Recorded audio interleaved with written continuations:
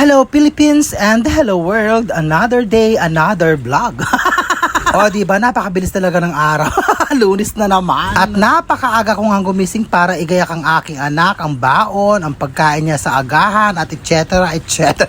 Ganun talaga ang magulang, gagawin ang lahat para sa anak. So hen nga, at pumasok na ang aking anak at ako naman. Kaya lang sa kuha na ito, tapos na ang aking maghapong pagkatrabaho at ngarag na ang ganda kiss.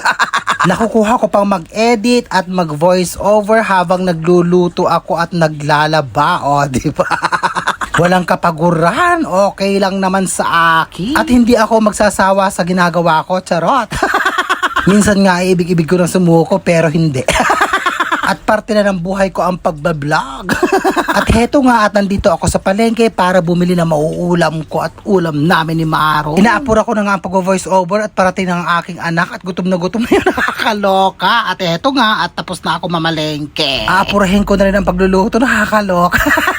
Heto nga, iginayak ko na ang talong, okra, ampalaya at sili. Pagkatapos, kamatis, bawang at luya. Di ka kumanta ng bahay kubo. At syempre, ang aking paboritong bangus, kaya lang hindi kinaliskisan ni girl, nakakaloka. Ba't ba ganon? Medyo malaking bangus nga tong kinuha ko para pak na pak, o diba? Magluto na tayo, igigisa ko na ang luya ng matagal para pak na pak ang lasa. O tagalan pa natin ng konti, charot. Then, ilalagay ko na ang bawang, tapos sunod ang kamatis. O diba, anong luto ito? Nakakaloka, may kamatis.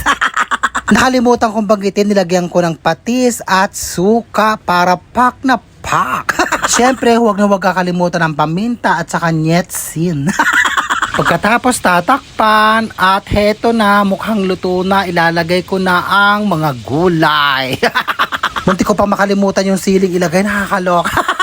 Pagkatapos tatakpan ko ulit at pakukuluan. So heto na, at patuyo na ang sabaw, luto na ang aking napakasarap na paksiw na bangus. Diyos ko Lord, hinapon na kami ng kain, oh. Paano nagsabay-sabay naman? Diyos ko, habang nagluluto ako ng pritong tilapia, kaya narinig nyo sa voice sa video ko kanina. Diba, sa dulo medyo maingay na. Nagpiprito ako ng tilapia, ulam ni Maron. Diyos ko, nung biniling ko na siya, nawalan ako ng gasol.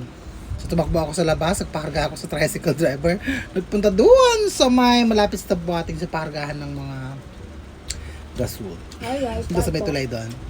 Ay, nako, kain tayo. Diyos ko, hinapon na kami ni Maron. So, ang ulam namin ay paksiw. Ang laki, oh. Paksiw na bangus.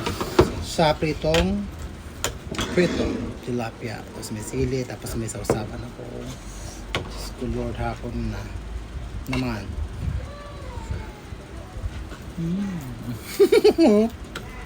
Sarap talaga pag may kamatis. Try nyo. Bye. Bye-bye guys. Bilis, ano?